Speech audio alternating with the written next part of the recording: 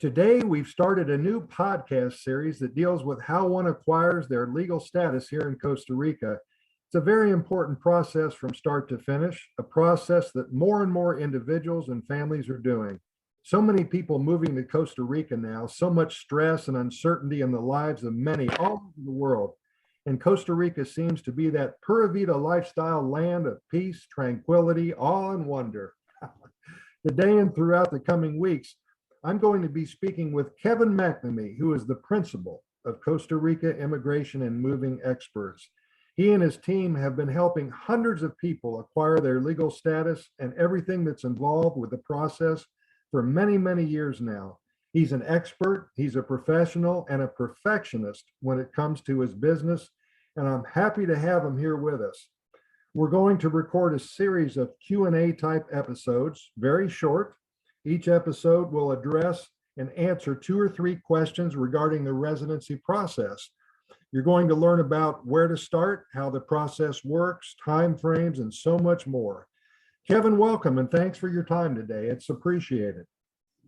Well, thank you for the invitation, Skip. I'm only too happy to talk about Costa Rica, my Costa Rica, and what we do down here.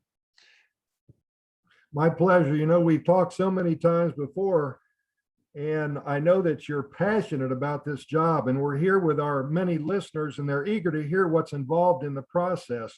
First, how long have you lived in Costa Rica, and how'd you get involved in this business? I thought you came down here to retire.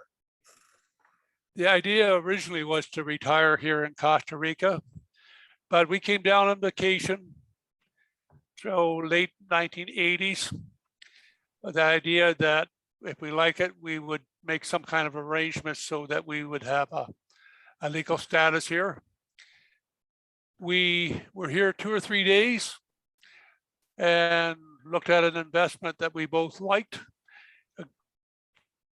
immediately put our money down, and literally went back to Canada with the idea of eventually coming back to Costa Rica to live.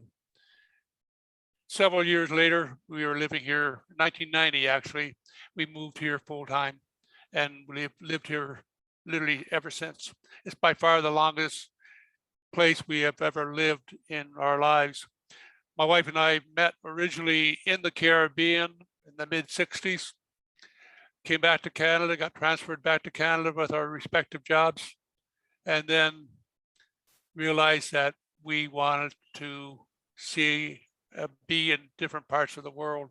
We spent years looking at Mexico, the Turks and Caicos Islands, the Cayman Islands, of course, Hawaii, a small jump from Vancouver to see that, and ended up on vacation with the idea of going to the British Virgin Islands, canceled at the last minute because of a strike there, went to Costa Rica, and again, like I say, 2 days later, 3 days later, decided this was the place for us.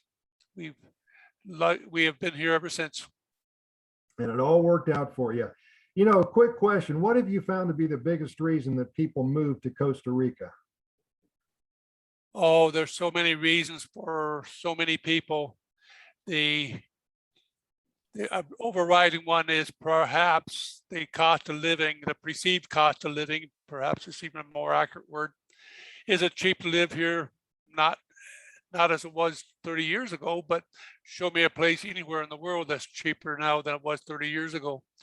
But the cost of living has to be a factor. Perhaps the most germane factor would be the weather.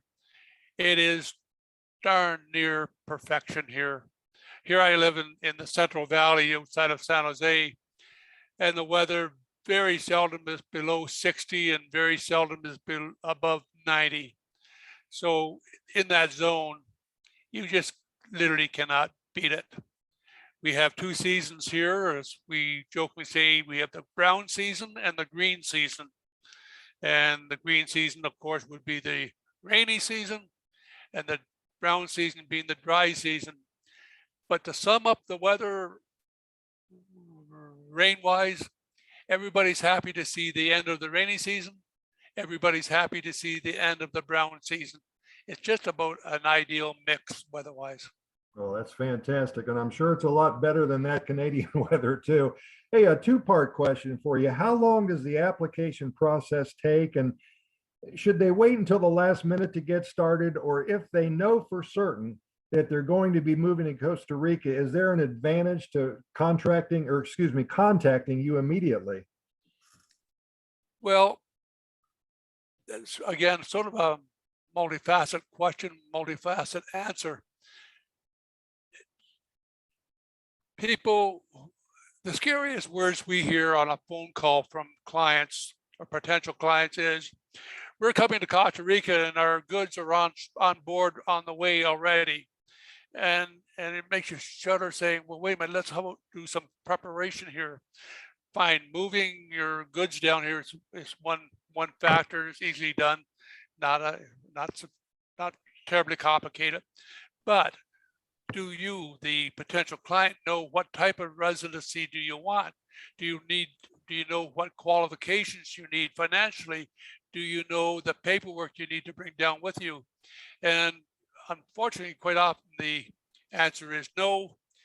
So we have to, or we assist with them getting their paperwork. But communication before you actually make the move to find out from us what paperwork you need and how to get it. And we spell it out not only in our handwritings and such, but also in our websites. We are very thorough with the information and we make sure it's accurate and make sure, of course, if it's up to date. But if they follow us and work with us hand in hand, when they come here and we check their paperwork, it should be letter perfect. We can do it long distance by applying for the various documents from your home country, but common sense dictate, work with us and get it done, that paperwork done, and bring it with you for us to review and submit to our lawyer. Yeah, and I'm sure that as soon as you get involved, you're going to do it right. And this goes into the last question here. Are we able to apply for legal status ourselves without the addition of somebody like you who has done it so many times that it's second nature?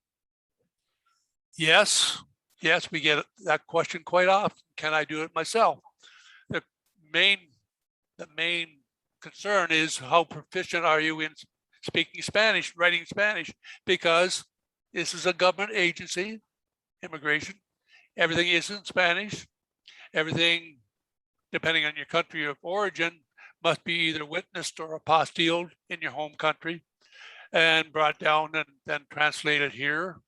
So yes, you can. In fact, we have no hesitation giving people the information and steps what they need to take. Why? Because invariably within 2 or 3 months, we get a phone call or a proverbial knock on the door saying, could you take over and get us our cedula? That's your legal status that you're requesting, because it's over their heads. So we jokingly say, sure, just a deferred prospect becoming client, that's all. But yes, you can do it. It is cumbersome and a bit unforgiving when it comes to dealing with immigration, particularly now that the statuses are done digitally, and you don't have the opportunity to discuss in person what you're trying to say. Certainly, it's a very complicated process, but for you, it's quite easy, and you're going to make their life a little bit more simple. Hey, Kevin, thanks a lot. That's all the time we have right now, but we've posted Kevin's contact information and his website address in the program notes that's associated with this episode. And I urge you to follow up and visit his website. Lots of great information there, like he said. And when you're ready to have your questions answered and all of your concerns addressed, I'm sure Kevin will be happy to speak with you. Kevin, thanks again. We'll see you soon for our next episode of How to Acquire Residency here in Costa Rica. We really appreciate it.